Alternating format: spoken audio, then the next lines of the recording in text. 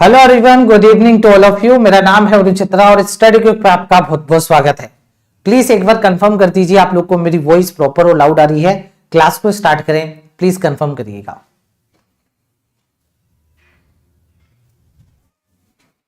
हाँ भाई, आ गए सभी। पहले तो जो स्टूडेंट आ गए हैं प्लीज एक बार सेशन को लाइक कर दीजिए, क्योंकि आज का सेशन थोड़ा हटके होगा। मतलब आज जो बिगिनर्स हैं उनके लिए भी बहुत इंपॉर्टेंट सेशन है, और जो आरआरबी पीओ मेंस या आरआरबी क्लर्क मेंस देने जा रहे हैं उनके लिए भी बहुत इंपॉर्टेंट सेशन है, बहुत इंपॉर्टेंट क्लास है। देखते हैं आज की क्लास में है क्या, समझते हैं। ठीक है, तो देखिए सबसे पहले तो अभी तक हमने ये सीखा कि वोकैब का क्या इंपॉर्टेंस है, ग्रामर का क्या इंपॉर्टेंस है, रीडिंग किस तरीके से करनी चाहिए, कितनी करनी चाहिए। तो कहीं ना कहीं अभी अपन ने जितनी भी क्लास ली उसमें ग्रामर का रोल था, लेकिन आज की क्लास में ग्रामर को साइड करते हैं, सिर्फ रीडिंग को पकड़ते हैं। रीडिंग कैसे करनी है, कॉन्टेक्स्ट को कैसे नोट डाउन करना है, कैसे आपकी रीडिंग स्किल इंप्रूव होगी, वो क्या तरीका है रीडिंग स्किल को इंप्रूव करने का। ठीक है, तो चलिए आज की क्लास स्टार्ट करते हैं। सबसे पहले आप ये टेलीग्राम चैनल ज्वाइन कर लेंगे, इसके ऊपर आपको अपडेट्स मिलती है। प्लस हम यहां पर 8 बजे वोकैब का क्यूज करवाते हैं। ये वोकैब का जो क्यूज होता है 10 मिनट का क्यूज होता है, लाइव चलता है, 8 बजे से स्टार्ट होता है, 8:10 पे क्यूज खत्म हो जाता है। इसके अंदर वो वोकैबलरी होती है जो हम सुबह एडिटोरियल में पढ़ते हैं। तो सुबह 8 बजे हम एडिटोरियल में वोकैब करते हैं, उसका रिवीजन हाथों हाथ उसी दिन रात को हो जाता है।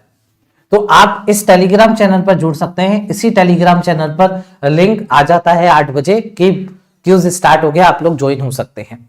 ये टेलीग्राम चैनल का नेम है और इसका लिंक डिस्क्रिप्शन बॉक्स में दे रखा है। साथ ही साथ पीडीएफ भी आपको इसी टेलीग्राम चैनल पर मिल जाती है।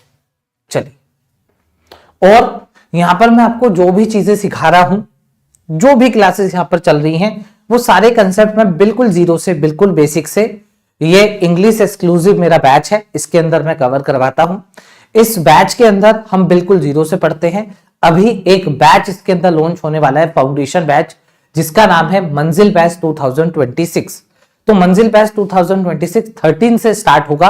13 को प्रॉपर आप लोग को बताया जाएगा कि किस तरीके से हम करेंगे, क्वेश्चन आंसर भी होंगे, सब कुछ मैं अच्छे से डीपली एक्सप्लेन करूंगा कि भाई किस तरीके से हम इस फाउंडेशन बैच को शुरू करने जा रहे हैं। 13 दिसंबर, मतलब 2 दिन बाद इसी चैनल के ऊपर इसी टाइम पर 9 बजे हो रहा होगा। इवेंट लग जाएगा आज की क्लास के बाद।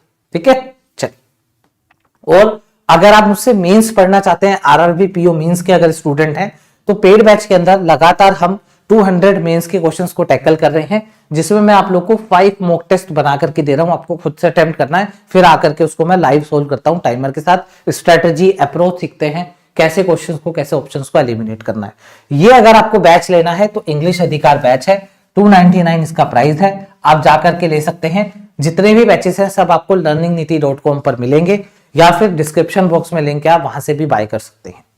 चलिए भाई, अब हम आ जाते हैं आज के टॉपिक के ऊपर। लेवल 1 से शुरुआत करते हैं। पहले बताइए आप घबराएंगे तो नहीं? पहले बताइए आप घबराएंगे तो नहीं? स्टार्ट करें, क्योंकि आज रीडिंग बेस्ड क्वेश्चन है, तो आपको रीडिंग बेस्ड क्वेश्चन थोड़े से लेंथी दिख सकते हैं। अब वो लेंथी होंगे नहीं, दिखने को लेंथी होंगे, पर जब अपन उसको करने जाएंगे तो इजी होंगे या डूएबल होंगे। ठीक है, और उससे पहले मैं एक न्यूज आप लोगों को और देता हूं। गुड न्यूज है कि अभी अभी फाइनेंस मिनिस्ट्री ने कंफर्म किया है, एक नोटिस यहां पे दिया है हमारे को। मैं टेलीग्राम चैनल पे अपलोड कर दूंगा, या अगर आप बोलेंगे तो उसके ऊपर एक डिटेल वीडियो भी बना दूंगा, आप मुझे बता देना कमेंट्स में। उसके अंदर ये बोला गया है कि अब आपको आंसर शीट मिलेगी, मतलब जो आंसर आईबीपीएस सही मान रहा है वो भी मिलेगा, और जो आंसर आप लोग लगा करके आए हैं वो भी मिलेगा। तो आंसर की आप लोग को मिलेगी, तो झंझट ही खत्म है, पता लग जाएगा क्या क्वेश्चन आया था, क्या लेवल आया था। ठीक है, उसके अलावा ये भी बोला गया है कि पहले आपके एसबीआई पीओ का एग्जाम होगा, मतलब एसबीआई पीओ, उसके बाद आपका आईबीपीएस पीओ होगा, लास्ट में आपका आरआरबी होगा। जो सीक्वेंस अभी चला आ रहा है, लगभग आरआरबी लास्ट में, ऐसा ही अगले साल होने वाला है, मतलब 2026 में होने वाला है। इसका ये फायदा है, एसबीआई पीओ आपने दिया तो जो आप एसबीआई पीओ के लिए पढ़ोगे, क्योंकि एसबीआई पीओ टॉप लेवल है, अगर आपने वहां तक जान लगा दी तो उसके बाद के जो एग्जाम आ रहे हैं उससे हल्के हैं, तो आपकी प्रिपरेशन और गहरी होती चलेगी। तो इसका मतलब एसबीआई पीओ आने से पहले ही कोर्स निपटाना है, अच्छे से लगना है, डीप में पढ़ना है, एक ही बार में पढ़ना है, फिर बस प्रैक्टिस और रिवीजन करते रहना है। ये अपडेट है, अगर आप बोलेंगे तो मैं डिटेल इसके ऊपर ही क्लास बना दूंगा छोटी सी, ठीक है। अब इधर आओ, जो लेवल 1 है, लेवल 1 में आपके सामने स्टार्ट करने जा रहा हूं।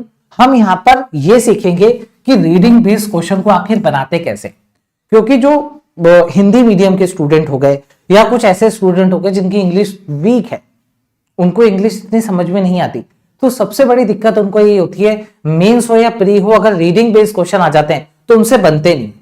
रीडिंग बेस्ड क्वेश्चन को बनाने का क्या तरीका है? क्या अंधाधुन हमें एडिटोरियल पढ़ना है? क्या हमें रेस में भागना है? नहीं, हमें रीडिंग की भी अप्रोच पता होनी चाहिए।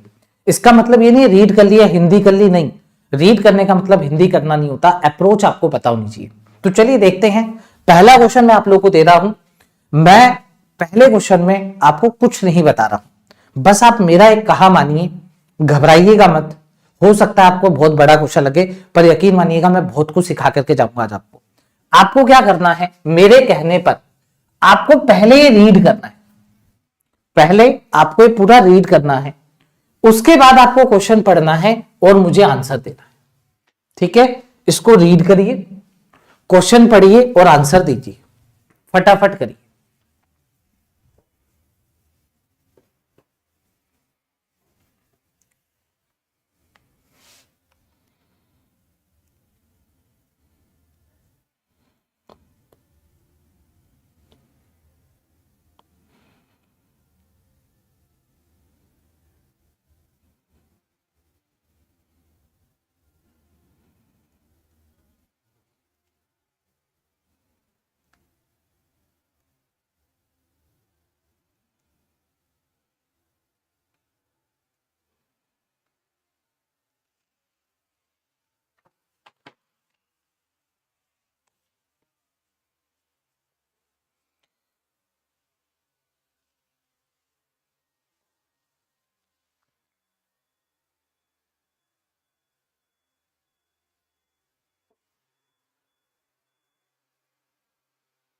आंसर देने का ट्राई करिए, बहुत आराम से, बहुत जीरो से पढ़ाऊंगा आप लोग को, टेंशन मत लो।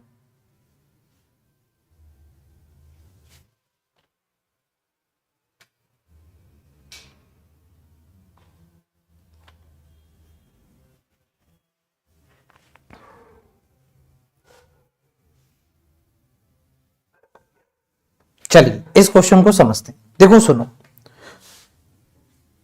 ये मैंने एक छोटा सा पैराग्राफ लिया है, और पैराग्राफ का जो लेवल है, जो लैंग्वेज है, वो ठीक वही है जो एग्जाम में आती है, ना ज्यादा हाई ना ज्यादा लो, एकदम एग्जाम में यही लेवल आता है।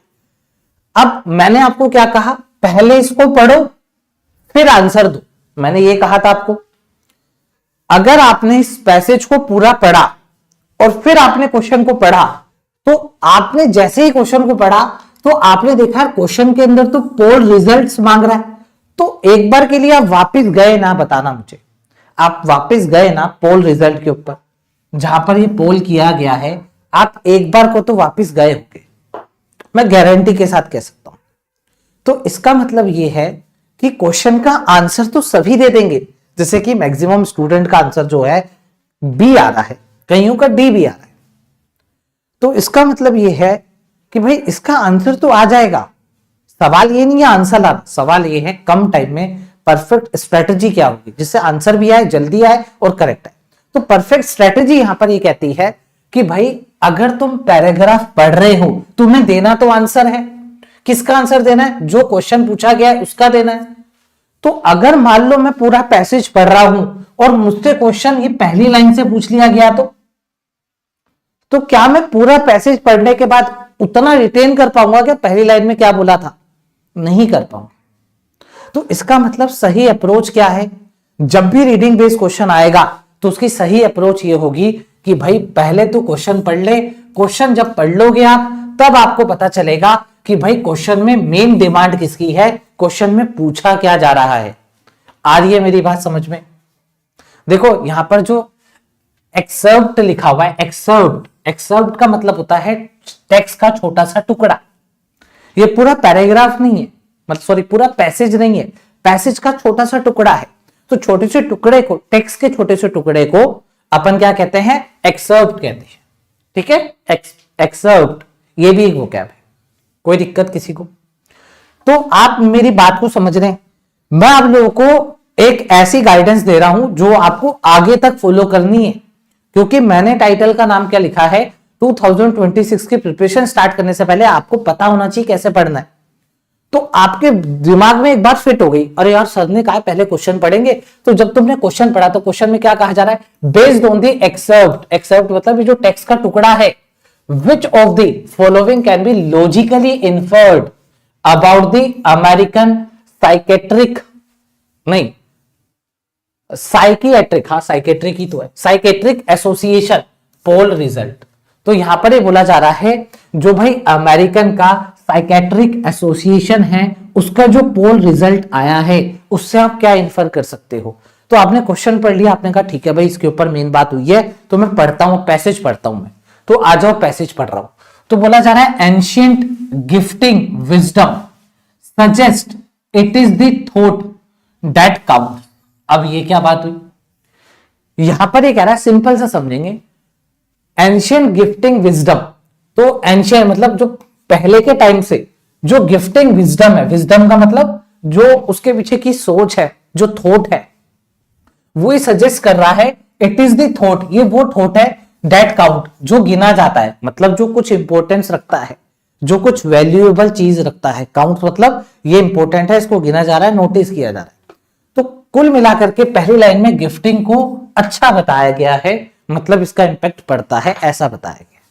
ठीक है sir, but there is a not to overthink, लेकिन यहां पे बहुत सारी चीजें जो ओवरथिंक अपन कर सकते हैं, जैसे how to find the perfect gift that says exactly what you want it to say, मतलब कैसे वो परफेक्ट गिफ्ट ढूंढे, सिंपल सी बात है, हाउ टू फाइंड कैसे ढूंढे वो परफेक्ट गिफ्ट दैट से, वो गिफ्ट जो कह सके एग्जैक्टली वही जो आप कहना चाहते हैं। भाई जो आप कहना चाहते हैं वो बात, वो फीलिंग उस गिफ्ट में होनी चाहिए, ऐसा गिफ्ट कैसे ढूंढे परफेक्ट गिफ्ट, तो ये ओवर थिंकिंग है। अब फिर आगे क्या बोला जा रहा है, हाउ टू अफोर्ड इट, कैसे इसको अफोर्ड करें, and how to live up to the receiver's expectation. तो लिव अप टू का मतलब क्या होता है, लिव अप टू एक फ्रेजल वर्ब है, लिव अप टू का मतलब होता है कैसे उस लेवल तक पहुंचे, कैसे उस लेवल तक पहुंचे जो रिसीवर है, जिसको गिफ्ट दोगे उसके एक्सपेक्टेशन तक कैसे पहुंचे। तो यहां पर बोला जा रहा है ये कुछ ओवर थिंकिंग है। पहली ओवर थिंकिंग क्या बोली कि भाई कैसे ढूंढे परफेक्ट गिफ्ट, जो गिफ्ट वो कह सके जो हम कहना चाहते हैं, और कैसे अफोर्ड करें, कैसे उसके एक्सपेक्टेशन तक पहुंचे, और डील विथ देयर डिसअपॉइंटमेंट, और अगर उसके एक्सपेक्टेशन तक नहीं पहुंचे तो उस डिसअपॉइंटमेंट से कैसे डील करें। इफ यू डू नॉट, अगर आप उसके एक्सपेक्टेशन तक नहीं पहुंच पाए तो। क्या यहां तक क्लियर है बताइए, कोई दिक्कत किसी को, समझ में आ गया? तो इसका मतलब यह हुआ कि अभी भी हमारे को जो क्वेश्चन में लिखा हुआ था वो बात नहीं मिली है, तो और आगे पढ़िए, आगे पढ़ते हैं। कहा जा रहा है this season in particular is wrapped in anxiety. कहा जा रहा है ये जो सीजन है ये एंजाइटी के साथ आएगा, एंजाइटी भी इसके साथ आएगी। अकॉर्डिंग टू अ पोल, आहा मिल गया क्वेश्चन अपना मिल गया। According to a poll from the American psychiatric association, तो अमेरिकन की जो साइकेट्रिक, जो साइकोलॉजी पे काम करती है, वो जो एसोसिएशन है, उसके पोल के मुताबिक people are more stressed over the upcoming holidays than they were last year. तो क्लियर यहां पे ये लिखा हुआ है कि इस सीजन में लोग ज्यादा स्ट्रेस्ड हैं ओवर दी अपकमिंग हॉलीडे, आने वाले हॉलीडे से, than they were last year, जितना वो लास्ट ईयर स्ट्रेस थे। And nearly half are worried about finding और अफोर्डिंग गिफ्ट्स। तो बोला जा रहा है नियरली आधे, लगभग आधे लोग चिंतित हैं, ढूंढ रहे हैं, और अफोर्ड करने में गिफ्ट को वो चिंतित हैं, वरीड हैं। तो यहां पर ये हमारे को पोल से पता चला। अगर आप आगे जा रहे हैं तो somewhere along the way gifting became less optional and more obligatory. तो कहा जा रहा है समवेयर अलोंग, तो बोला जा रहा है कभी कभी तो ऐसा लग रहा है कि जो तरीका है ना, मतलब बोला यहां पे जा रहा है कि कभी कभी तो ऐसा लग रहा है कि जो गिफ्टिंग है बिकेम लेस ऑप्शनल। अब वो लेस ऑप्शनल हो गया है, अब वो ओब्लिगेटरी ज्यादा हो गया है। ओब्लिगेटरी का मतलब क्या होता है, अब आपके पास जिम्मेदारी आपको करना ही है। पहले क्या होता था, ऑप्शनल होता था, आपकी मर्जी देना है नहीं देना गिफ्ट कोई बात नहीं। अब वो मजबूरी बन गया है, अब वो जिम्मेदारी बन गया है, मैंडेटरी बन गया है। अब अगर आप आगे पढ़ रहे हैं तो मतलब आप अपना टाइम वेस्ट कर रहे हैं, क्योंकि आगे केन मार्क्स कोई अलग ही तरीके का साइंटिस्ट कुछ कह रहा है ना। साइंटिस्ट का नाम, मतलब एक साइंटिस्ट का नाम है, अभी अपनी बात रखेगा, लेकिन हमारा क्वेश्चन किस पे टिका हुआ है, हमारा क्वेश्चन तो पोल रिजल्ट पे टिका हुआ है। तो अगर हम आगे पढ़ रहे हैं तो हम अपना टाइम वेस्ट कर रहे हैं, क्यों? क्योंकि हमें पोल रिजल्ट का आंसर देना था, और पोल रिजल्ट हमें पहले ही पता चल गया क्या पोल रिजल्ट है। अब आप आओ ऑप्शंस को पढ़ो, आगे पढ़ना टाइम वेस्ट है, यही टाइम हमारे को बचाना है, यही अप्रोच मैं आपको आज सिखाने आया हूं। बताओ क्लियर है क्या? क्या यहां तक क्लियर है बताओ। अब मैं रीड कर रहा हूं। The majority of respondent believe that gift giving should be ban. क्या आपको यहां पे इसका जो रिजल्ट आया इस पोल का, उस पोल के रिजल्ट से पता लगा कि लोग ज्यादा स्ट्रेस्ड हैं आने वाले हॉलीडेज के लिए, लास्ट ईयर से ज्यादा स्ट्रेस है, मतलब नेगेटिव बात बोली गई। क्या यहाँ पे बैन की बात हुई है? नहीं हुई है, काट दो। जो आपको लग रहा है ना 100% गलत है उसको काट दो, जिसमें डाउट है ना तो उसको काटो ना तो उसको आंसर लगाओ, उसको छोड़ दो डाउट में। Economic factors are likely are contributing cause to the increased stress level compare to last year. तो यहां पर स्ट्रेस लेवल की बात हुई है, हाँ यहां पर भी हुई है। कहा जा रहा है जो इकोनॉमिक फैक्टर्स है, इकोनॉमिक फैक्टर का मतलब क्या हो गया, आजू पढ़ते हैं, nearly half are worried about finding और अफोर्डिंग गिफ्ट्स। तो ढूंढना और अफोर्ड करना, तो कहीं ना कहीं इकोनॉमिक की बात आ रही है, पैसों की बात आ रही है, आ रही है। तो ये ले भाई इकोनॉमिक फैक्टर्स आ गए, और बोला जा रहा है अभी उनको स्ट्रेस का लेवल ज्यादा है। अगर हम लास्ट ईयर से कंपेयर करें तो बी इसका आंसर हो सकता है, हो सकता है, पर लगाऊंगा नहीं, पहले पूरा पढ़ लेता हूं। People were not stress about the holiday last year, नहीं गलत है, people were not stress about the holidays last year. ये कह रहा है कि पीपल स्ट्रेस में नहीं थे, यहां पे बोला गया है ज्यादा स्ट्रेस है लास्ट ईयर से, मतलब पहले भी स्ट्रेस में थे, तो सी वाला आंसर नहीं होगा।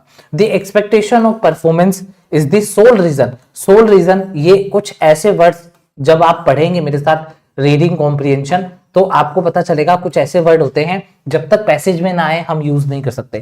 सोल मतलब ओनली रीजन, जब तक पैसेज वाला नहीं बोलते ये एकमात्र रीजन है, तब तक हम नहीं लगा सकते, मतलब डी भी गलत। ऑटोमेटिक आपका आंसर क्या आ गया, ऑप्शन नंबर बी आ गया। बताओ क्लियर है क्या?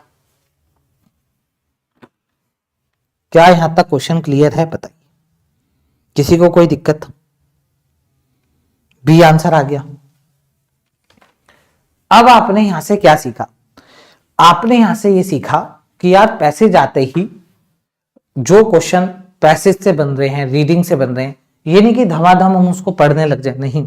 हम पहले क्वेश्चन को स्कैन करेंगे, क्वेश्चन में देखेंगे भाई पूछ क्या रहा है, फिर पढ़ना स्टार्ट तो ऊपर से ही करेंगे, लेकिन जहां पर वो बात आएगी थोड़ा अपनी स्पीड कम करेंगे, थोड़ा अपना ध्यान ज्यादा लगा देंगे, और उस वर्ड या उस फ्रेज के आसपास आकर के अच्छे से पढ़ेंगे, समझने की कोशिश करेंगे। उसके बाद ऑप्शन एलिमिनेट कैसे करेंगे, पहला ऑप्शन पढ़ेंगे, काट देंगे अगर गलत है तो, दूसरा पढ़ेंगे, सही लग रहा है, ये नहीं कि लगा ही दिया, नहीं, दिमाग में रख लिया दूसरा आंसर हो सकता है, फिर और ऑप्शन पढ़े, वो आराम से कटते चलेंगे, ये हमारा आंसर पक्का होता चलेगा। ये होगी हमारी अप्रोच, ये हमारे को 100% स्ट्रेटेजी बताएगी। ठीक है, अब देखो तुम लोगों ने क्या करा, तुम लोगों ने यहां से लेकर के ये भी पढ़ लिया, तुम्हारा टाइम वेस्ट हो गया।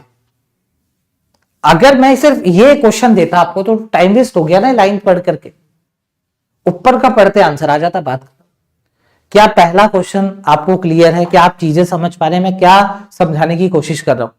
ठीक है, यूजुअली इतने बड़े क्वेश्चन कोई भी स्टार्टिंग में नहीं दिखाएगा, उनको लगेगा व्यूज कम हो जाएंगे, इतना बड़ा क्वेश्चन कौन देखेगा स्टार्टिंग में। लेकिन मेरा ये मानना है जो सच है, जो रियलिटी है वो दिखानी पड़ेगी, ये रियलिटी है इंग्लिश की, आपको इतना तो करना पड़ेगा। अगर आप डे 1 से ही करोगे ऐसा तो आपको आगे जाके दिक्कत नहीं आएगी, ये करना तो है आज नहीं तो कल। तो हम शुरुआत ही ऐसे करें ना, और शुरुआत मैं आपको समझा रहा हूं बिल्कुल जीरो लेवल पे जाके। ठीक है, चलो अगले क्वेश्चन पर चलते हैं। लो भाई अगला क्वेश्चन बनाओ बाबू, अब लेवल बढ़ता जाएगा क्वेश्चंस का।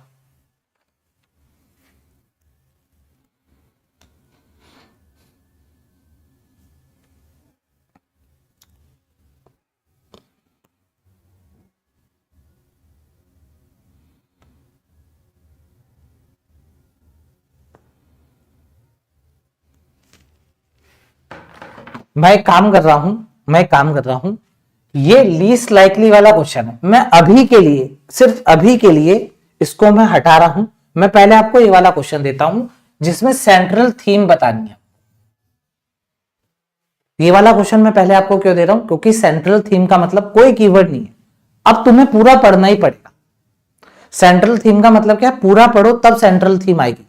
तो अब तुम्हारे को पूरी मेहनत करनी पड़ेगी, पूरा पढ़ना पड़ेगा, फिर आपको इसका आंसर देना पड़ेगा। अब आंसर दो मुझे।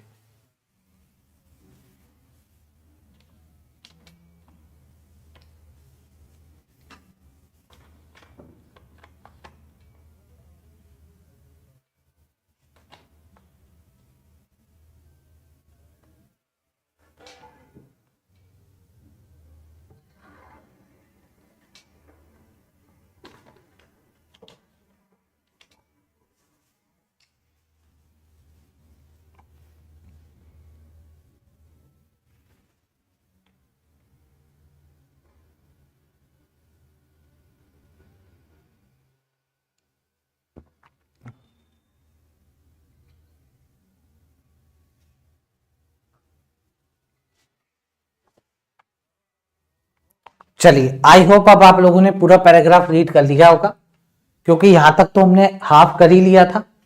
अब आपने जब हाफ रीड कर ही लिया, आपने समझ ही लिया कि जो पोल करवाया गया उससे क्या दिक्कतें आई। अब आगे पढ़ते हैं। तो बोला जा रहा है जो केन मार्ट्स है, a psychology professor at Purdue global and author of manage my emotion. तो इसके ऑथर हैं वो, और इस ग्लोबल इंस्टीट्यूट, मतलब इस इंस्टीट्यूट में कौन है, प्रोफेसर है साइकोलॉजी के। ठीक है, अब वो क्या बता रहे हैं सुनिएगा। The holidays stopped being about generosity and became about performance.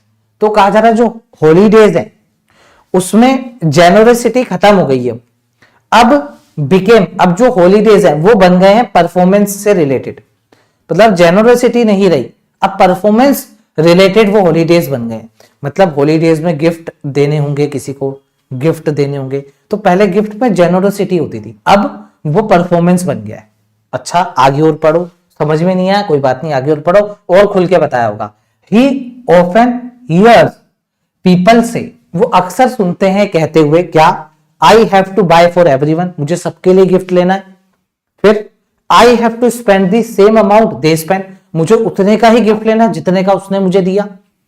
I have to keep up with what we did last year, मुझे उसी लेवल को मेंटेन करना है जो मैंने लास्ट ईयर दिया था। मतलब लास्ट ईयर मैंने जितने का गिफ्ट दिया उससे सस्ता इस बार नहीं देना, बल्कि उससे बढ़ा करके देना है, नहीं तो उतना तो गिफ्ट देना है, उतने रुपए का तो गिफ्ट देना है। क्या आप लोग को यहां तक बात समझ में आ गई? तो कहने का मतलब ये है, यहां पर आपको सेंट्रल थीम बतानी है। सेंट्रल थीम का मतलब होता है कि पूरा पैसेज पढ़ के आपके दिमाग में क्या बात आई, जिसके ऊपर वाक्य में ही पूरे पैसेज में बात हो रही है।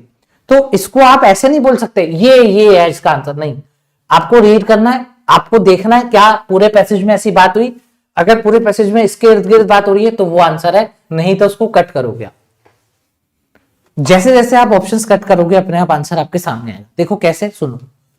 The economic decline causing inflation during the holiday season. क्या हमने कहीं पर भी इन्फ्लेशन का आई भी पढ़ा? क्या हमने इन्फ्लेशन से रिलेटेड बात करी? नहीं करी। ये फालतू का एक सेंटेंस या फालतू का एक ऑप्शन बनाया हुआ है, आराम से कट हो जाएगा। बोला जा रहा है साइकोलॉजिकल शिफ्ट आ रहा है, साइकोलॉजी जो है लोगों की वो शिफ्ट हो रही है। Gift giving from a volunteer gesture.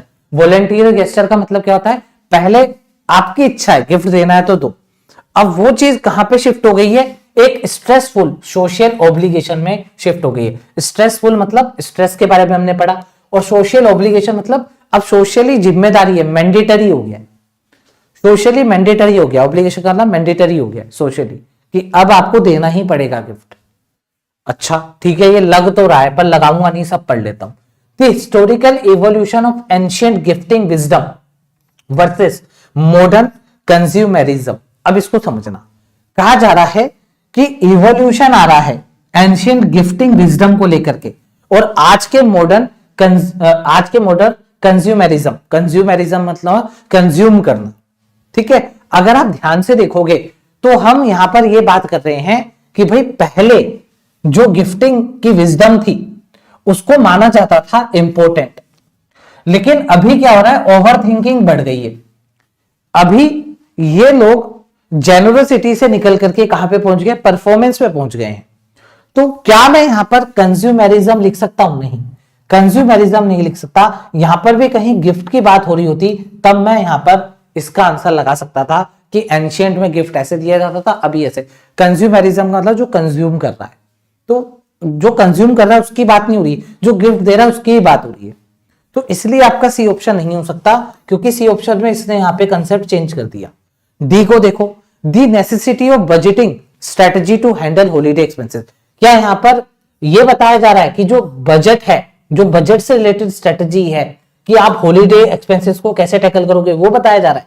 नहीं, यहां पर कोई स्ट्रेटजी नहीं बताई जा रही कि आप कैसे हॉलीडे एक्सपेंस को हैंडल करोगे या टैकल करोगे। यहां पे बात हो रही है, साइकोलॉजिकल शिफ्ट आ रहा है, जिसमें गिफ्ट पहले वॉलेंटरी होता था, अब वो एक स्ट्रेसफुल मतलब नेगेटिव बात बताई गई है, सोशल ऑब्लिगेशन बन गया है। तो बी के अंदर सब कुछ आ गया, पूरी थीम आ गई, बी इसका करेक्ट आंसर हो जाएगा। बताइए क्लियर है क्या? और अगर आप इसकी थीम देखोगे ना आप, तो एग्जाम में भी ऐसी थीम यूज होती है, एग्जाम में भी यही लैंग्वेज, यही लेवल यूज होता है। लेवल ऐसा है, मतलब पढ़ने में आ रहा है, समझ भी आ रहा है, लेकिन हाँ कुछ स्ट्रक्चर, कुछ सेंटेंसेस थोड़े से अलग तरीके से भी लिखे हुए हैं, इडियोमेटिक वे में लिखे हुए हैं, लेकिन समझ में आ रहा है। तो यही एग्जाम में होता है, समझना है, ऑप्शन के साथ खेलना है, एलिमिनेट करना है और आंसर लगाना है। और एग्जाम में हमेशा दो ऑप्शन में कंफ्यूजन होगा, उन दो में से एक को एलिमिनेट करके एक करेक्ट वाला ढूंढना होगा। जैसे यहां पर दो में आपको कंफ्यूजन हुआ होगा बी और सी में, तो सी कंज्यूमरिज्म की वजह से कट गया, बी आंसर आ गया। क्लियर है क्या सभी को? बताइए। तो इसका मतलब यह है कि मैं ये कह सकता हूं कि सर क्वेश्चन देख करके पैसेज को पढ़ना होगा। हाँ, अगर क्वेश्चन में सेंट्रल थीम है तो पूरा पढ़ ले, अगर क्वेश्चन में सेंट्रल थीम नहीं, किसी एक पर्टिकुलर किसी चीज के ऊपर पॉइंट आउट किया है, तो मतलब वहां तक पढ़ लो या तब तक पढ़ लो जब तक वो पॉइंट ना आ जाए। ठीक है, क्लियर? क्लियर। अब मैं आपको दे रहा हूं एक और क्वेश्चन। ठीक है, अब मैं आपको देता हूं ये लीस्ट लाइकली वाला क्वेश्चन। एक बार पहले आप अटेम्प्ट करो, फिर मैं आकर के इसको बहुत इजी कर दूंगा। एक बार आप अटेम्प्ट करो पहले।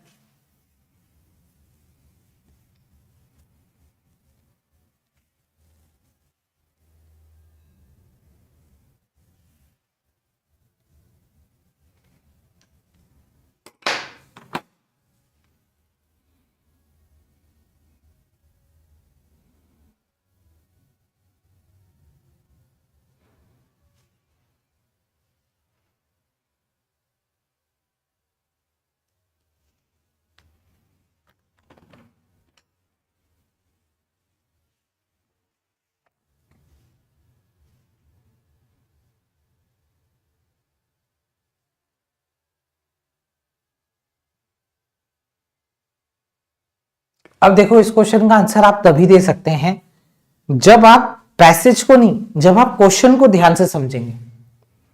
पैसेज को नहीं समझना, अब आपको क्वेश्चन को ध्यान से समझना है। क्यों? क्योंकि क्वेश्चन के अंदर एक कंडीशन डाली गई है। कंडीशन क्या है मैं आपको बताता हूं। देखो, सबसे पहले समझो लीस्ट लाइकली का मतलब। लाइकली का मतलब होता है पॉसिबिलिटी। लाइकली का मतलब क्या है? पॉसिबिलिटी है। और कहा जा रहा है लीस्ट पॉसिबिलिटी। लाइकली का मतलब पॉसिबिलिटी, और उसके आगे लगा हुआ है लीस्ट पॉसिबिलिटी, मतलब ना के बराबर जिस सेंटेंस की पॉसिबिलिटी है वो आंसर होगा। अब कैसा सेंटेंस होगा वो हम रिलेशन पढ़ते हैं। रिलेशन यहां पर यह दिया जा रहा है कि if the observation made by Ken Marts, तो केन मार्ट्स ने जो ऑब्जर्वेशन अपनी रखी है, हम एक बार और पढ़ लेंगे इनकी ऑब्जर्वेशन क्या है।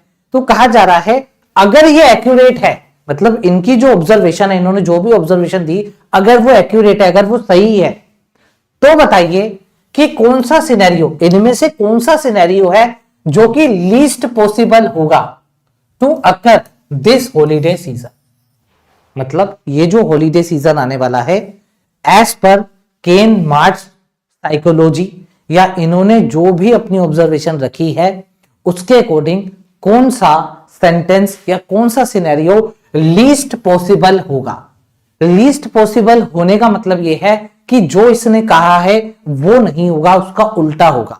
लीस्ट पॉसिबल का मतलब जो चीज होना लगभग इम्पॉसिबल है। जो चीज नहीं हो सकती इनके ऑब्जर्वेशन के अकॉर्डिंग। तो कुल मिलाकर के अगर आप सिंपल शब्दों में समझो तो जब भी लीस्ट आ जाए तो आप समझ लेना हमारे को फॉल्स वाला आंसर देना है। जब भी लीस्ट आ जाए हमें फॉल्स वाला आंसर देना है, मतलब हमें गलत वाला आंसर देना है। अब गलत कौन सा? जो भी ऊपर बात करी गई है, जिसकी बात हो रही है, उसने जो भी कहा उसका उल्टा आंसर हमारा होगा। आ रही है बात समझ में? बताइए, कोई दिक्कत किसी को? चलो अब मैं काम कर रहा हूं, अब मैं देखता हूं कि भाई इसने ऑब्जर्वेशन क्या दी। इसने हमारे को ऑब्जर्वेशन दी कि लोग अक्सर ये कहते हैं कि हमें सबके लिए गिफ्ट लेना है, हमें उतना ही अमाउंट स्पेंड करना है जितना उसने करा था, हमें अपना जो पास्ट में हमने जो गिफ्ट दिया है उसको मेंटेन रखना है या उससे अच्छा गिफ्ट देना है। ठीक है, अब इसकी ऑब्जर्वेशन तो ये है। अब हमारे को आंसर कौन सा देना है? जो इसकी ऑब्जर्वेशन से मैच ना खा रहा हो, क्योंकि हमें फॉल्स वाला आंसर देना है। अब आ जाओ रीड करते हैं। ऑप्शन ए क्या कहता है? A person buys a gift they can not afford. एक पर्सन ने वो गिफ्ट बाय करा जो वो अफोर्ड नहीं कर सकता था, just to match the price tag of gift they received. Just match करने के लिए वो प्राइस टैग, जिस प्राइस टैग का गिफ्ट उसको मिला था। तो ये वाली बात तो सच हो गई इसकी कि I have to spend the same amount they spend. तो जितना अमाउंट उसने स्पेंड करा मुझे भी उतने का ही गिफ्ट देना पड़ेगा, चाहे मैं अफोर्ड कर पाऊं या ना कर पाऊं। इसका मतलब ये है कि फर्स्ट वाली बात तो सही है, इसके ऑब्जर्वेशन के अकॉर्डिंग सही है। हमें तो लीस्ट मतलब फॉल्स वाला आंसर देना है। तो फर्स्ट आंसर नहीं हो सकता क्योंकि फर्स्ट तो सही है, हमें गलत वाला आंसर देना है। An individual feels anxious because they cannot remember what they gifted a friend last year. अब एक बेचारा परेशान हो गया, उसको याद ही नहीं आ रहा उसने लास्ट ईयर क्या दिया था। अब जब उसको लास्ट ईयर उसने क्या दिया था याद नहीं आ रहा तो मैच कैसे करेगा? तो कहीं ना कहीं वो उसी बात को लेके परेशान है कि लास्ट ईयर क्या दिया था, उससे अच्छा दूं, उसके जितना तो दे दूं। तो इसका मतलब ये जो इसने ऑब्जर्वेशन करा है, ये बात, ये जो बिहेवियर है मैच हो रहा है इसके बिहेवियर से, मतलब ये भी आंसर नहीं हो सकता क्योंकि हमें तो गलत वाला आंसर देना है, फॉल्स वाला आंसर देना है, मतलब बी भी आंसर नहीं होगा। सी को पढ़ो। अ पर्सन बाय स्मॉल, एक पर्सन ने छोटा इनएक्सपेंसिव लेकिन डीपली सेंटिमेंटल गिफ्ट दिया। एक पर्सन था उसने छोटा और ज्यादा महंगा नहीं, सस्ता गिफ्ट लिया, लेकिन उसके अंदर सेंटिमेंटल थे उसके, लेकिन उसके अंदर उसकी फीलिंग थी उस गिफ्ट के अंदर। थोड़ा वेल्दी रिलेटिव, और वो भी अमीर, कोई अमीर रिलेटिव है, उसको उसने क्या दिया? छोटा सस्ता गिफ्ट दिया, लेकिन उसके अंदर उसके सेंटिमेंट थे, उसके अंदर उसके इमोशंस थे। विदाउट फीलिंग एनी हेजिटेशन और सेम, बिना हेजिटेशन और सेम के। तो ये वो लोग हो गए या ये वो वाला पर्सन हो गया जो इसके बिहेवियर में नहीं आ रहा। तो इसका मतलब ये इसके बिहेवियर से आउट जा रहा है, गलत जा रहा है, और हमें गलत वाला आंसर देना था, मतलब सी हमारा आंसर हो सकता है। आई बात समझ में? बताइए। ठीक है, सी वाला आंसर हो सकता है क्योंकि यहां पर जो लोग हैं वो क्या सोच रहे हैं कि यार उतना ही पैसे का गिफ्ट देंगे। वो क्या सोच रहे हैं जितना लास्ट ईयर दिया था उतना तो दे। और वो क्या सोच रहे हैं कि यार मेरे को सबके लिए गिफ्ट लेना है। ये क्या सोच रहा है कि भले ही मैं स्मॉल लूं, इनएक्सपेंसिव लूं, लेकिन मेरे गिफ्ट के अंदर मेरे फीलिंग्स हो, है ना, विदाउट, और उसको कोई हेजिटेशन में नहीं है, वो खुशी खुशी दे रहा है। तो उसका मतलब सी इसके बिहेवियर को मैच नहीं कर रहा, यही आंसर था। सी आंसर इसका हो जाएगा। एक बार डी पढ़ देता हूं। अ शॉपर फील्स प्रेशर्ड, शॉपर मतलब जो शॉप करने, जो खरीदने जा रहा है, वो प्रेशर फील कर रहा है to buy gift for distance relative they barely speak to, उस रिलेटिव के लिए जिससे वो मुश्किल से ही बोलता है। तो प्रेशर फील करना, इसका मतलब इसके बिहेवियर में आ जाना। तो इसका मतलब डी भी सही है, हमें तो गलत वाला आंसर देना था, तो गलत आ गया आपका सी ऑप्शन। क्या यहां तक क्लियर है? बताइए, किसी को कोई दिक्कत? फटाफट बताओ।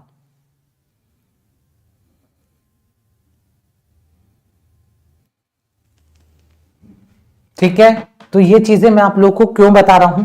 मैं आप लोगों को ये बता रहा हूं, देखो रीड हम ऐसे करेंगे, ये नहीं कि सुबह उठे सिर्फ एडिटोरियल पढ़ लिया और यार एक एडिटोरियल हो गया, चलो भाई, चल भाई और दे, मैथ दे रहा है क्या, मैथ करते हैं, रीजनिंग, चल रीजनिंग निपटाता हूं, जीए निपटाता, ये नहीं करना है। सुबह उठे एक एडिटोरियल, चलो भाई आज की छुट्टी इंग्लिश की, अब आ जा भाई इंग्लिश किस में आ रही है, एसबीआईपीओ आ जा बेटे, एसबीआईपीओ तेरे को निपटा दे, वो तुमको निपटा देगा। ऐसे नहीं करना है। अगर आप कोई भी चीज पढ़ रहे हो तो देखो उससे क्वेश्चन कैसे बनेंगे, उसको पढ़ने के तरीके क्या क्या हो सकते हैं, ऐसे पढ़ना है आप लोगों को। और ये जो मैं चीजें आप लोग को अभी बता रहा हूं, जो मुझे सुबह एडिटोरियल में फॉलो कर रहे हैं, उनको तो इसका 10 गुना लेवल मिलता है। सोचो अगर वो अभी से, अभी तो नोटिफिकेशन में नहीं आया कोई, अभी से अगर वो इस लेवल की प्रैक्टिस कर रहे हैं तो एग्जाम उनको क्या लगेगा, बहुत हल्का, बहुत हलवा एग्जाम लगेगा, क्योंकि वो समझ करके पढ़ रहे हैं। यार ये पढ़ा, इस लाइन में से क्या पूछ लेगा वो, मैं उस माइंडसेट के साथ पढ़ूं, क्या पूछ लेगा अगला। तो ये था हमारा पहला पैराग्राफ। बताइए आपको पहला पैराग्राफ कैसा लगा। अब हम आ रहे हैं लेवल 2 पे। क्या आप लोग लेवल 2 के लिए तैयार हैं? अभी तो लेवल 1 था, ठीक है। अगर आपको बढ़िया लग रहा है सेशन, प्लीज दोस्तों एक बार लाइक कर दो, और अगर चैनल पे न्यू है तो सब्सक्राइब कर लो। ये क्लासेस आप लोगों को मतलब 9 बजे, जो रात का 9 बजे का टाइम है, उस टाइम पे आपको क्लासेस मिलती रहेंगी, इंपॉर्टेंट क्लासेस मिलेंगी। और अगर आप ये सारी चीजें जीरो से भी मैं पढ़ाऊंगा, जीरो का मतलब मैंने क्या करा है, इस बार जो मंजिल बैच आ रहा है, मंजिल बैच 2026 आ रहा है, 13 तारीख को आ रहा है, 13 तारीख को लॉन्च करूंगा मैं मंजिल बैच। उसमें देखना क्या चीजें आ रही हैं। दो चीजें आप लोग को बता देता हूं। एक, उसमें मैंने एक सेक्शन डाला है, उस सेक्शन का नाम है रिवीजन डे।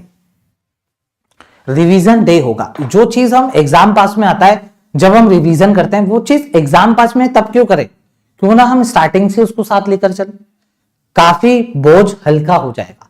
तो एक रिवीजन डे का मैंने कंसेप्ट रखा है। मैंने एक कंसेप्ट और रखा है उसमें, पता है क्या, मैंने उसमें रखा है स्पेसिफिकली, मैंने उसमें रीडिंग डेज बनाए हैं। रीडिंग डेज का मतलब क्या है, अभी क्या होता है, अरे यार फाउंडेशन है, फाउंडेशन है, ग्रामर पूरी निपटा देते हैं। अब वो अगर मान लो एक स्टूडेंट ग्रामर पढ़ रहा है, ग्रामर को भी कवर होने में 1 महीना, चलो 2 महीना, चलो कम से कम 45 मिनट, 45 डेज तो लगेंगे। क्या हो गया यार, वॉइस गई क्या, वॉइस आ रही है, ठीक है। तो अगर उसका माइंड अपन ने, वो आया है, बच्चा आया, बच्चा पढ़ने आया यार, चलो नया मतलब ईयर है, हमें इंग्लिश पढ़नी है। अब इंग्लिश पढ़ने उसको ग्रामर पढ़ा, उसको अच्छा लगेगा ग्रामर पढ़ना, रूल्स हैं, पढ़ लेगा, याद कर लेगा। फिर अचानक से उसको, फिर जब रीडिंग सामने आती है तो दिक्कत हो जाती है। अचानक से 45 60 डे मस्त ग्रामर चल रही है, नोट बना रहा है, छोटे छोटे लिख रहा है, लेकिन रीडिंग फिर अचानक से घुसती है ना, तो दिक्कत हो जाती है। तो मैंने क्या करा है, मैंने रीडिंग डेज रखे हैं और ग्रामर डेज रखे हैं।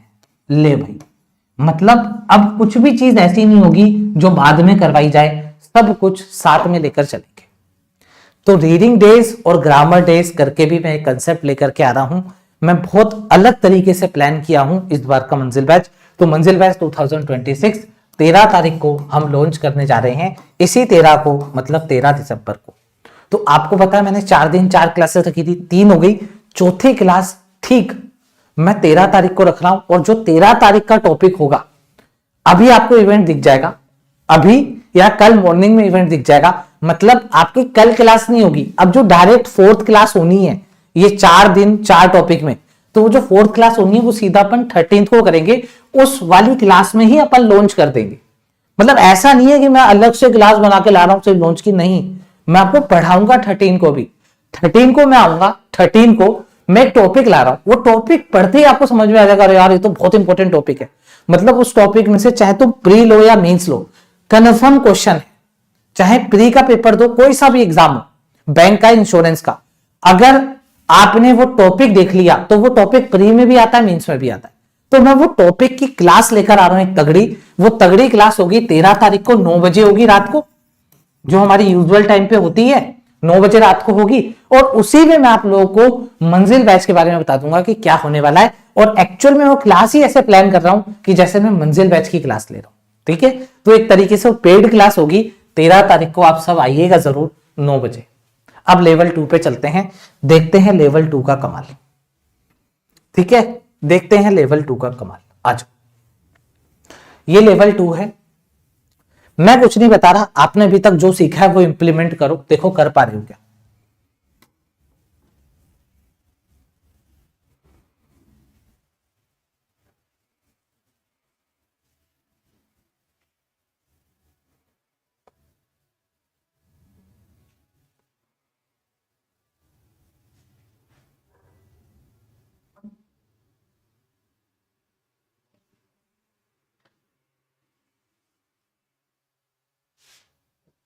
स्लाइड सही है ना, कोई दिक्कत तो नहीं है स्लाइड में?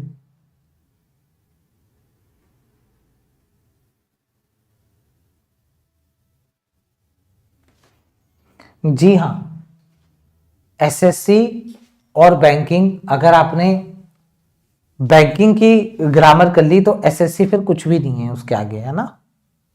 एसएससी में लेवल कम आता है ग्रामर का।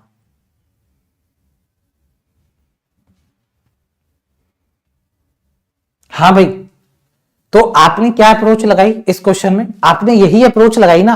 पहले आप क्वेश्चन पर गए, तो क्वेश्चन में क्या बोला जा रहा है? Based on the passage what can be logically inferred about the human body biological process. तो आपने कहा ह्यूमन बॉडी के बायोलॉजिकल प्रोसेस को बताना है। आप एक बार टॉपिक देखो यार, टॉपिक कितना तगड़ा है। आप खुद बताओ, क्या ये टॉपिक आपको न्यूज़पेपर में जो टॉपिक आते हैं वैसा लग रहा है? नहीं, ये टॉपिक है जो स्टूडेंट एग्जाम देकर के आए हैं 2025 के, जितने भी अभी एग्जाम हुए उनसे पूछेगा, जो टॉपिक एग्जाम में आ रहे हैं ना वो टॉपिक है। उन मैगजीन से लिखा हुआ ये टॉपिक है, जो सोर्स एग्जामिनर यूज कर रहा है वही सोर्स मैं यूज कर रहा हूं। पूरा मंजिल बैच इन्हीं सोर्स से बनेगा, ठीक है। चलो आज तो बोला यहाँ पे जा रहा है बायोलॉजिकल प्रोसेस के बारे में बताइए, तो मतलब पढ़ना पड़ेगा बायोलॉजिकल प्रोसेस क्या है, उसी के बारे में हमसे पूछ रहा है। आज जो पढ़ लेते हैं। तो बोला यहाँ पर ये जा रहा है, मैं आपको धीरे धीरे बताऊंगा, फिर मैं आपको आगे चलेंगे तो ये बताऊंगा कि पहले क्वेश्चंस को देख लो सारे, फिर क्वेश्चन के अकॉर्डिंग आप लोग रीड करो। वो धीरे धीरे प्रोसेस, धीरे धीरे हम आगे बढ़ाएंगे। अभी के लिए जो बता रहा हूं उसको ही आप लोग ध्यान में रखिए। और ये चीजें हम डेली तो नहीं, मंडे टू फ्राइडे हम सुबह 8 बजे एडिटोरियल में सारी चीजें करते हैं। इससे हाई लेवल की चीजें करते हैं। सुबह 8 बजे आ जाओ। अब आ जाओ, कहा जा रहा है एवरी डे। अच्छा, as sunlight streams into your eyes, कि जैसे ही सनलाइट जाती है आपकी आंखों में, trillions of tiny clocks in your cells reset. तो ट्रिलियंस मतलब बहुत ज्यादा, ट्रिलियंस में, ट्रिलियंस ऑफ टाइनी का मतलब छोटे छोटे जो क्लॉक्स हैं इन योर सेल्स रीसेट। तो हमारी आंखों के जो सेल्स होते हैं वो रीसेट हो जाते हैं जैसे लाइट जाती है, ठीक है। The human body uses light to correctly time myriad processes। myriad का मतलब क्या होता है? बहुत ज्यादा। तो बोला जा रहा है कि जो ह्यूमन बॉडी है वो यूज करती है लाइट को करेक्टली, टाइम को करेक्ट करने के लिए। हमारे अंदर जो प्रोसेस है वो सही टाइम पे सेट हो जाए। सुबह सुबह लाइट गई सन की तो वो सारी चीजें एक्टिव हो जाती है कि यार चलो सुबह हो गई, एक्टिव हो जाओ, वापस से लग जाओ। तो क्या एंश्योर करती है वो? Ensure that liver enzymes are made on schedule. तो जो लिवर एंजाइम्स है वो शेड्यूल पर आ जाता है। Hair cells divide at the right time. तो जो हेयर के सेल्स हैं वो राइट टाइम पे डिवाइड हो जाते हैं। And blood pressure stays at healthy level. और जो ब्लड प्रेशर है वो सही लेवल पे रहता है। People who do not get their daily dose of light at the right time of the day can end up with worse health. End up का मतलब क्या होता है? रिजल्ट। तो यहां पर ये बोला जा रहा है वो लोग जो डेली डोज नहीं ले रहे हैं लाइट की राइट टाइम पर, वो क्या कर रहे हैं? अपने दिन का जो एंड है, उनका जो रिजल्ट आ रहा है वो क्या रिजल्ट आ रहा है? Can end up. तो उनका रिजल्ट किस पे आता है? वर्स हेल्थ पे आता है। मतलब उनकी हेल्थ जो है वो खराब हो जाती है, बिगड़ जाती है, ठीक है भाई। तो कुल मिलाकर के बात समझ में आ गई कि क्यों बोला करते थे कि सुबह जल्दी उठो, जब सूर्य राइज हो रहा है तब उठिए, जब सन राइज हो रहा है तब उठिए, जब सन सेट हो रहा है तब सो जाइए। सन सेट होगा तब सोने में तो वो जल्दी हो जाएगा, चलो सोने को छोड़ दो आप। ये तो बोला जाता है कि जब सन राइज होता है तब उठिए, ठीक है। तो क्यों बोला जाता है? वो इसलिए बोला जाता है, देखो यहां पर आपको साइंटिफिकली प्रूव मिल रहा है, ठीक है। तो इसका मतलब ये है कि भाई वो कहीं ना कहीं हमारे हेल्थ से कनेक्टेड है। ओके, आगे बढ़ते हैं। But for all it's usefulness, कहा जा रहा है लेकिन, अब लेकिन आया तो कुछ बुरा बोलना है, कुछ नेगेटिव बोलना है, टोन चेंज करनी है। कह रहा है फॉर ऑल इट्स यूजफुलनेस, इसकी सारी सही बातों को ध्यान में रखते हुए, मानते हुए, लेकिन researchers are increasingly realising that, जो रिसर्चर्स हैं वो यहाँ पे रियलाइज कर रहे हैं क्या? That light has a dark side, कि लाइट की डार्क साइड भी है। लाइट की पॉजिटिव साइड देख ली आपने, अब ये कह रहे हैं लाइट की डार्क साइड भी है। डार्क साइड क्या है? इन 2019 one group of researchers found an association between obesity in women any level of light exposure while sleeping. देखो सोते समय इन्होंने एक स्टडी करी, एनी लेवल, किसी भी लेवल की, चाहे कम लाइट हो ज्यादा लाइट हो, किसी भी लेवल की अगर लाइट का एक्सपोजर है, एक्सपोजर का मतलब लाइट पड़ रही है उसके ऊपर, तो उसमें ओबेसिटी की प्रॉब्लम देखी गई। अच्छा, अनदर टीम, दूसरी टीम रिपोर्ट करती है कि लाइट एट नाइट, नाइट में light was link to high blood pressure. ले भाई, मतलब रात को लाइट नहीं चाहिए, रात को लाइट आने से क्या हो रहा है, हाई ब्लड प्रेशर होता है, ओबेसिटी हो रही है, डायबिटीज हो रही है ओल्डर एडल्ट्स में, ओल्डर मतलब जो बूढ़े लोग हैं उनके अंदर। And in a study published in October 2025, अक्टूबर 2025 में एक स्टडी पब्लिश हुई जिसमें बताया गया, drawing on light exposure data from fitness monitor worn by, worn मतलब पहना हुआ था, बाय नियरली 90,000 पीपल, मतलब 90,000 लोगों को इन्होंने कुछ पहनाया जो मेजर कर सके। टेकिंग रीडिंग, उन्हें रीडिंग ली हर एक मिनट की, उसमें रिवील हुआ, reveal that low ambient light, मतलब लो लाइट है ड्यूरिंग द नाइट, नाइट में लो लाइट भी है, was link to higher risk of heart failure.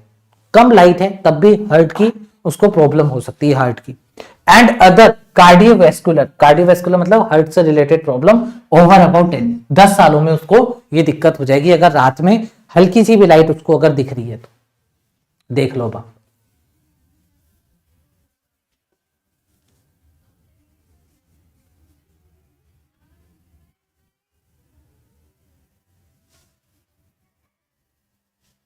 पढ़ लिया।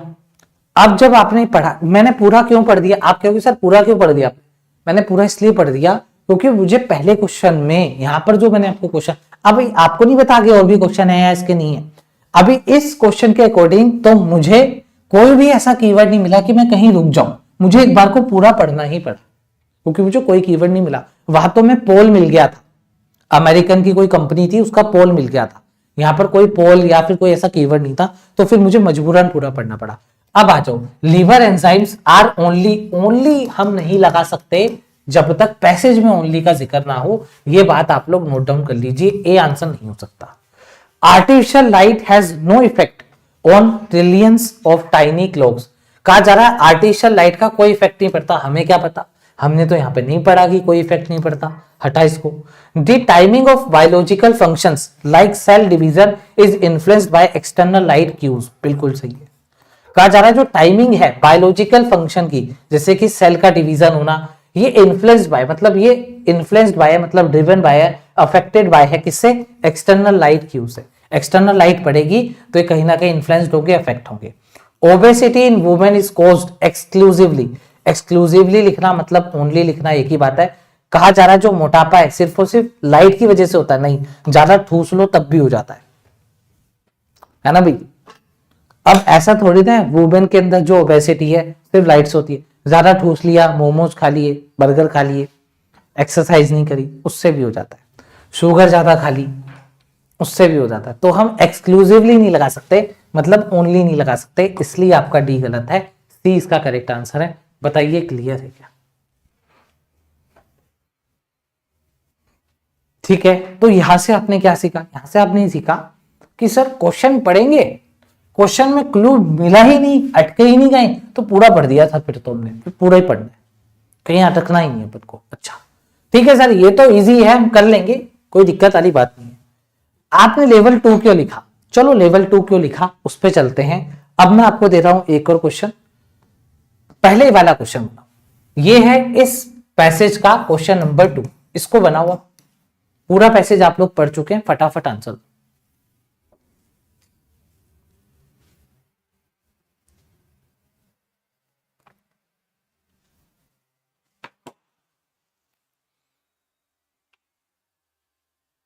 अगर आप अभी अभी क्लास में जुड़े हैं तो प्लीज सेशन को लाइक कर दो भाई।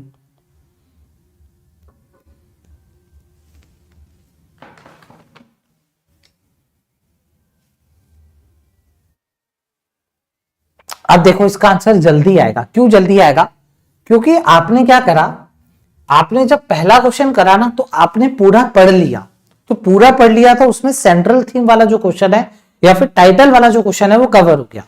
तो पूरा पढ़ने से ये भी आंसर आ गया और ये वाला जो क्वेश्चन है इसका भी आंसर आ जाएगा। आपने पूरा पढ़ लिया, अब ऑप्शंस के साथ आओ।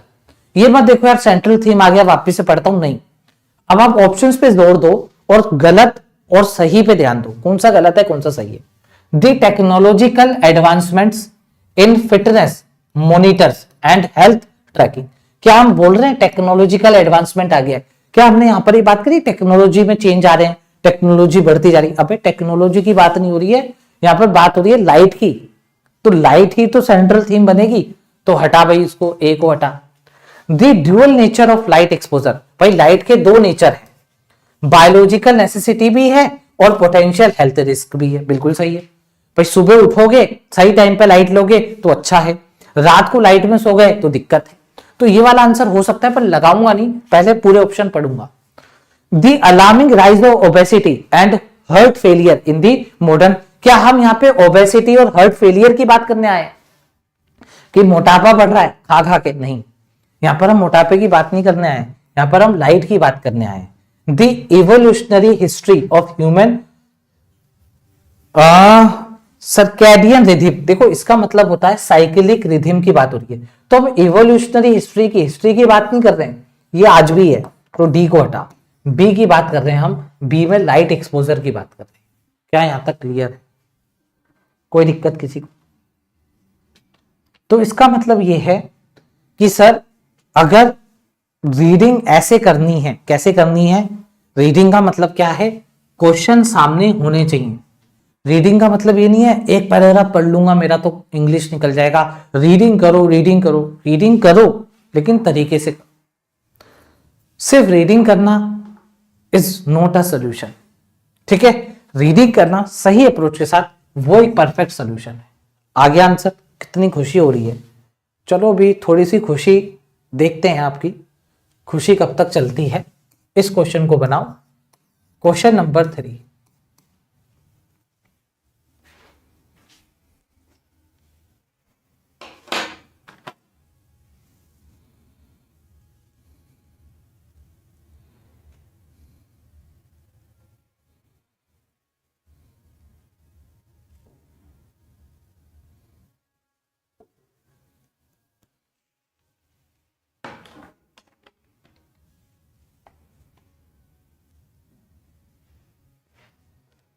हो गया इसका भी आंसर। क्यों क्यों आ रहे हैं आंसर बैक टू बैक? क्योंकि आपने एक बार पढ़ लिया है।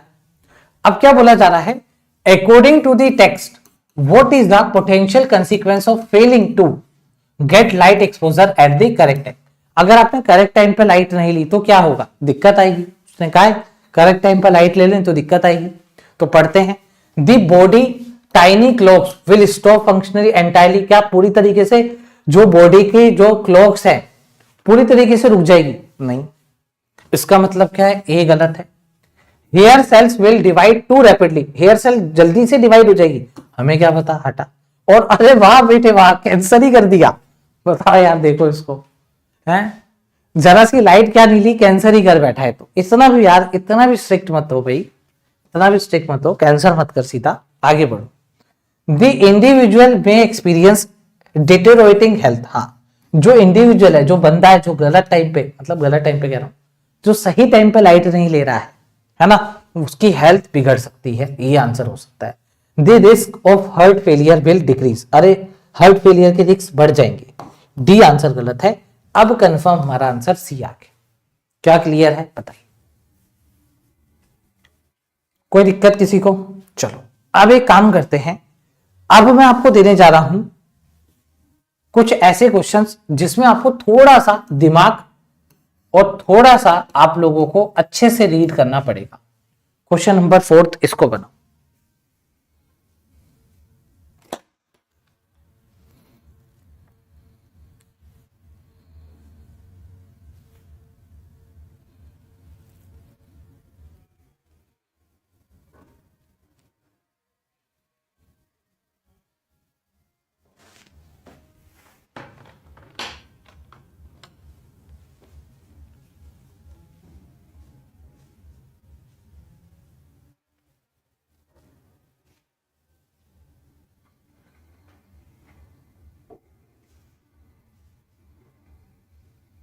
चलिए कोई बात नहीं, देखो सुनो, ये क्वेश्चन हो सकता है आपको दिक्कत है। मैं आपको पहले इसकी अप्रोच बताता हूं, फिर आपको ये क्वेश्चन इजी लगेगा। अप्रोच सुनना, इस क्वेश्चन की अप्रोच क्या है। मैं रीड कर रहा हूं क्वेश्चन। क्वेश्चन में कहा जा रहा है texts argue that exposure to light at night. तो भाई टेक्स हमारे को ये बोल रहा है कि अगर आप एक्सपोजर लोगे लाइट का नाइट में is link to negative health outcomes, तो उसके नेगेटिव हेल्थ आउटकम्स है। भाई अगर सुबह आपको लाइट मिल रही है तो सही है, परफेक्ट टाइम पे लाइट मिल रही है तो कोई दिक्कत नहीं, रात को लाइट मिलेगी तो दिक्कत आएंगी, ये हमने पढ़ा। हाँ ठीक है भाई, पढ़ लिया हमने। कह रहा है विच ऑफ द फॉलोइंग फाइंडिंग्स, इसमें से कौन सी फाइंडिंग है अगर वो सच हो जाए, मतलब वो फाइंडिंग अगर सच हो जाए, वो फाइंडिंग अगर सच हो जाए इसका मतलब क्या है, मतलब इसने यहां पर जो भी बात लिखी है आप उसको सच मानो। इसने ये लिखा हाँ भाई ये सच है, आप इसको सच मान लो। क्या इसको सच मानने से इसने जो ऊपर बात बोली है वो गलत साबित हो सकती है क्या? क्यों? क्योंकि यहां पर इसने बोला है वीकन दिस आर्ग्यूमेंट, मतलब हमारे को वीक आर्ग्यूमेंट, अगर ऐसा बोले आर्ग्यूमेंट को वीक करो, आर्ग्यूमेंट को स्ट्रॉन्ग करो, तो इसका मतलब ये होता है जो आर्ग्यूमेंट है उसके रिलेशन को ब्रेक करना है। तो आर्ग्यूमेंट में रिलेशन क्या है? आर्ग्यूमेंट का रिलेशन ये कह रहा है रात को लाइट हेल्थ आउटकम्स में दिक्कत। अब अगर मुझे इस बात को वीक करना है कि रात को लाइट और हेल्थ आउटकम में दिक्कत है, अगर मुझे इसको वीक करना है तो मैं कैसे वीक कर सकता हूं? मैं ये कह सकता हूं रात को लाइट लेना बहुत अच्छा है, रात को लाइट लेने वाले लोग बहुत बढ़िया रहे हेल्थ में, ये बोल सकता हूं मैं।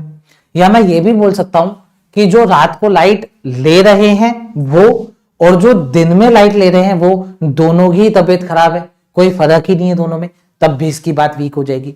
इसने क्या कहा? इसने हमारे को ये कहा कि जो रात को लाइट का एक्सपोजर करेगा उसकी हेल्थ में दिक्कतें आएंगी।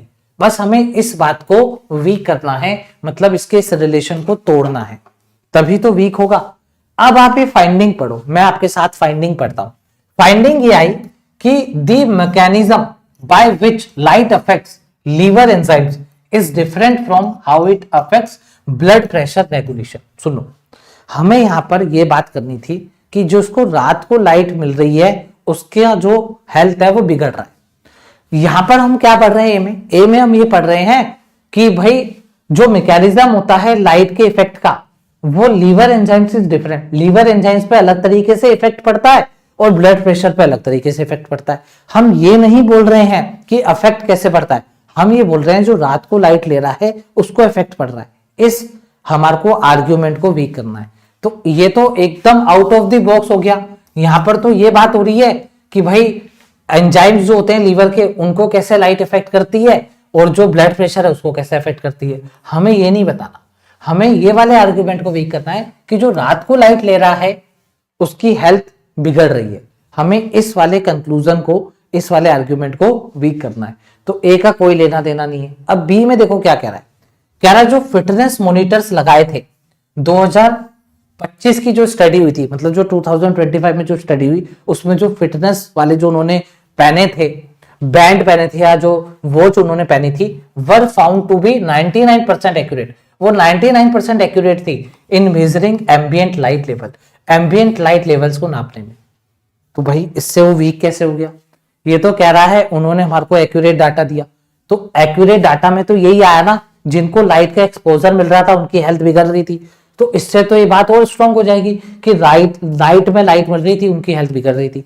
तो हमें इसको सपोर्ट नहीं करना, हमें बताना है रात को जो लाइट ले रहा था उसकी भी हेल्थ को कोई फर्क नहीं पड़ा, या ये बताना है जो रात को लाइट ले रहा है या जो सुबह लाइट ले रहा है दोनों की हेल्थ में कोई फर्क नहीं पड़ रहा। तो इसका मतलब बी भी आंसर नहीं हो सकता। अब सी पे आओ। कह रहा है एक सेपरेट स्टडी हुई, उसने कंफर्म करा क्या, जो शिफ्ट वर्कर्स होते हैं who are expose to bright light, जिनको ब्राइट लाइट से एक्सपोज, मतलब जिनको ब्राइट लाइट सहन करनी पड़ती है, शिफ्ट वर्कर मतलब जो रात की शिफ्ट करते हैं, at night have higher rate of cardiovascular disease. तो ये बात तो सच हो गई, इसने यही तो कहा रात को लाइट लोगे तो दिक्कत आएगी, ये बात तो सही हो गई, मतलब ये वाली बात भी इसको वीक नहीं कर रही, तो ये भी आंसर नहीं होगा।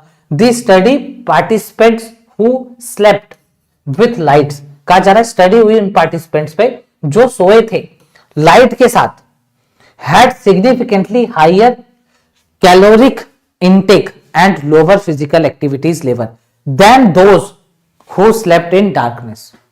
क्या कहा जा रहा है यहां पर? अब इसको सुनो। यहां पर ये कहा जा रहा है कि भाई जो पार्टिसिपेंट सोए थे लाइट के साथ, जब लाइट जल रही थी तो उनको ज्यादा कैलोरिक इनटेक और उनकी जो फिजिकल एक्टिविटी थी वो कम हो गई अगर हम कंपेयर करें उनसे जो डार्क में सोए थे।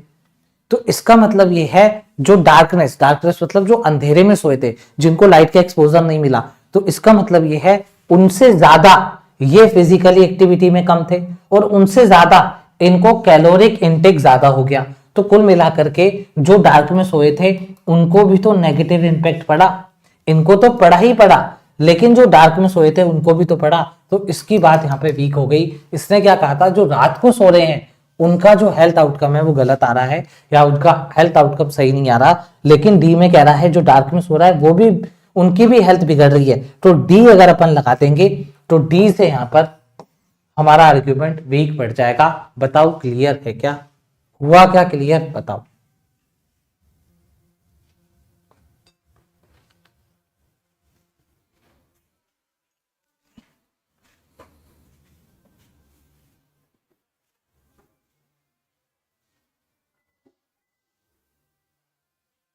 क्या क्लियर है मुझे फटाफट बताओ। देखो हमें इस आर्ग्यूमेंट को वीक करना था। आर्ग्यूमेंट क्या था? जो नाइट में लाइट का एक्सपोजर कर रहे हैं उनकी हेल्थ बिगड़ेगी। तो हमने कहा भाई जो डार्कनेस, जो डार्क में सो रहे हैं जिसमें लाइट नहीं है, उनकी भी हेल्थ बिगड़ रही है। अगर उनसे कंपेयर करें तो मतलब उनकी बिगड़ रही है ना, lower physical activity, higher caloric intake. तो इसका मतलब ये है कि जो लाइट में सो रहा है उसको तो दिक्कत है ही, लेकिन जो नहीं सो रहा उसको भी दिक्कत है। दोनों को कंपेयर कर लिया। क्लियर है क्या? बताइए। ये था हमारा लेवल 35 सेकंड का। एक क्वेश्चन और है, एक क्वेश्चन और है आज की क्लास का लास्ट, इसको और कर लो। ये भी एक अच्छे लेवल का क्वेश्चन है, इसको और कर लो। और मैं फिर आप लोगों को बता देता हूं, मेरी बात सुन लो। ये सिर्फ आप लोगों को मैं एक एक्सपोजर दे रहा हूं। किसका? लेवल का एक्सपोजर है ये एक्सपोजर है। लेवल ऐसे ऐसे आएंगे रीडिंग में, रीडिंग करने का तरीका आना चाहिए। ये शुरुआत है, जरूरी नहीं आज आपको सब आ जाए, एक ही क्लास में सब नहीं आ जाएगा। मैं बता रहा हूं ऐसे ही हम रीडिंग डेज बनाए हैं मैंने मंजिल बैच 2026 में। उस रीडिंग डेज में हम ऐसे ही शुरुआत करेंगे। हम पहले इजी से शुरुआत करेंगे, टफ टफ लेवल पे जाते रहेंगे और सभी लेवल के टेस्ट भी आपके होंगे।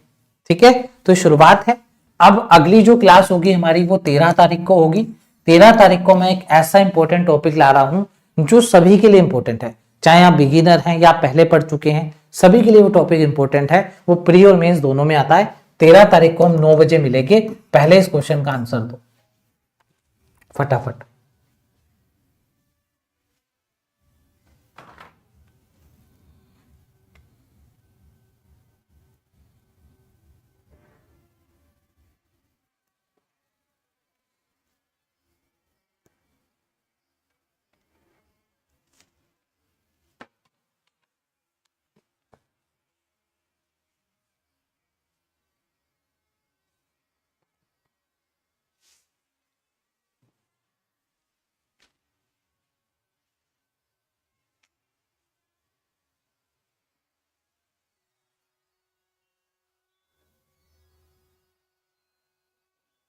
चलिए अब इस क्वेश्चन का आंसर देखो क्या है।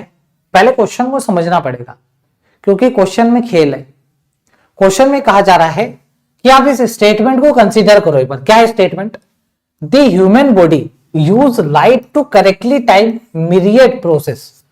तो जो ह्यूमन बॉडी है वो यूज करती है लाइट का अपने टाइम को करेक्ट करने में। बेस्ड ऑन दिस, इस बेसिस पे, which of the following scientific observation, तो आप बताइए इसमें से कौन सी साइंटिफिक ऑब्जर्वेशन है would least likely to be true. तो आप ये बताइए हमारे को इस बेसिस के ऊपर वो कौन सी यहां पर सिचुएशन है जो least likely to be true, मतलब जो सही नहीं होगी, मतलब जो फॉल्स होगी। आपको ये पता है, फॉल्स वाला आपको आंसर देना है। ठीक है, चलिए मैं एक बार रीड कर रहा हूं। कहा जा रहा है जो ब्लाइंड इंडिविजुअल्स हैं, जो ब्लाइंड है यार, अब उसको तो दिन में भी लाइट नहीं मिलेगी, रात की तो छोड़ो।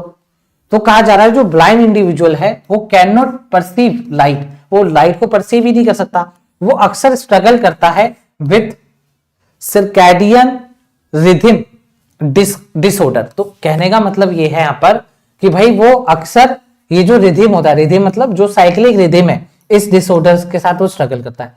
तो इसने भी तो यही कहा कि ह्यूमन बॉडी लाइट का यूज करके टाइम को करेक्ट करती है। तो जब ये ब्लाइंड है तो उसको लाइट मिली नहीं, तो यार ये तो इसके साथ डिसऑर्डर के साथ इसको स्ट्रगल करना पड़ेगा ना। तो ये बात तो सही है, हमें तो फॉल्स वाला आंसर देना है, तो ये तो सही बात हो गई ना, हमें गलत आंसर देना है। Artificial light therapy can be effectively use to treat people whose internal clocks are out of sink.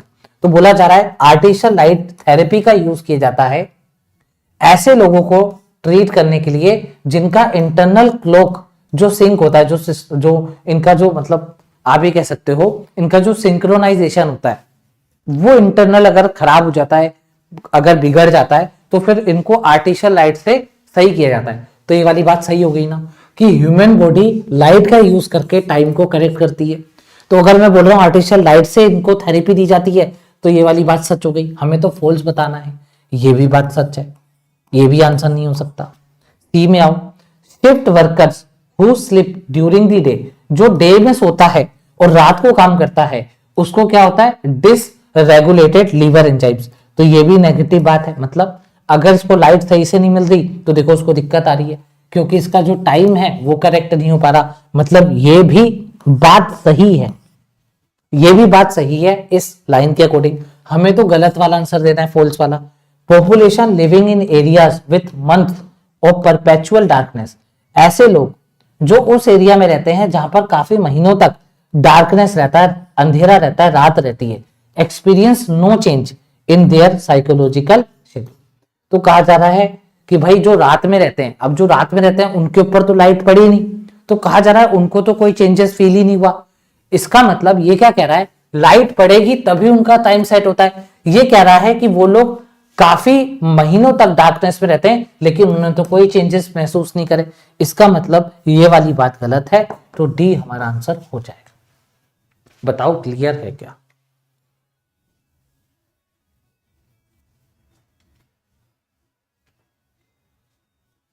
ठीक है, तो कुल मिलाकर के क्वेश्चन में कहा जा रहा था कि लाइट से ही उनका टाइम करेक्ट होता है, लाइट बहुत इंपॉर्टेंट है। हमने डी में कहा जहां पे लाइट नहीं है उनको तो कोई दिक्कत नहीं आई, तो ये वाली बात गलत हो गई।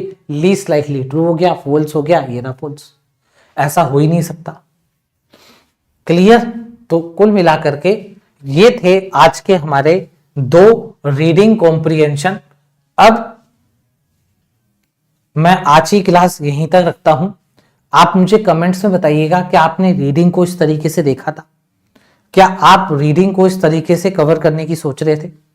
तो हम अब मिलते हैं आप लोगों से 13 तारीख को, कल 12 तारीख है।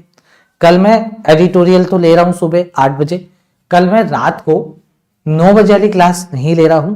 कल जो 4th डे है वो मैं 13 तारीख को ले रहा हूं सीधा, और 4th डे में एक बहुत इंपॉर्टेंट टॉपिक है जो मैं 13 तारीख को कवर करूंगा, और उसी 13 तारीख के अंदर मैं आपको उस टॉपिक को एक्सप्लेन करते हुए बताऊंगा कि कैसे आपको मंजिल बैच 2026 में एक चीज सीक्वेंस में मिलेगी, कैसे मिलेगी। ठीक है, तो आप लोगों से मिलते हैं 13 तारीख को, 13 दिसंबर को रात को 9 बजे। कोई दिक्कत किसी को? याद रखिएगा टेलीग्राम चैनल ज्वाइन कर लो, वो कैप के क्यूज होते हैं, यहाँ पे इंफॉर्मेशन आ जाएगी। इवेंट लगाते ही टेलीग्राम चैनल पे शेयर करता हूँ, रिमाइंडर ऑन कर लेना, बहुत तगड़ी क्लास होगी।